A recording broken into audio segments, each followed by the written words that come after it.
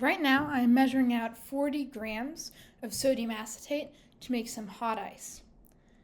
So I'm using the same amount of water as I am sodium acetate. You could use a different ratio, but that's what I chose. I heated up the hot plate before putting in the sodium acetate because this is my third try. On my two previous tries, I did not do that, and it took a very long time for the sodium acetate to dissolve.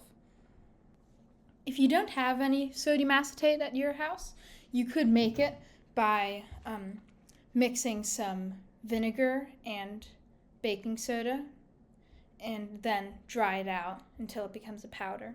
It's the same thing. The acetic acid, which is vinegar, reacts with the baking soda, which is sodium bicarbonate, to make sodium acetate and some carbon dioxide. So that's how that reaction works if you don't have any sodium acetate. So what's going on here is when the water is heated, it's able to hold more sodium acetate.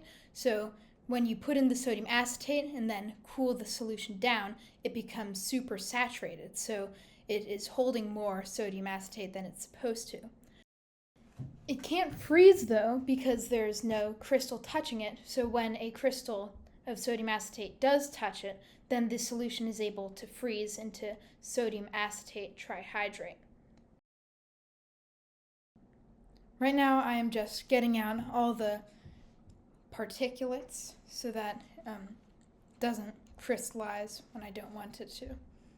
It's very important to remove any impurities or anything that might make it crystallize. Since this beaker still has some crystals on the sides, I'm transferring it into a separate beaker before putting it into the refrigerator.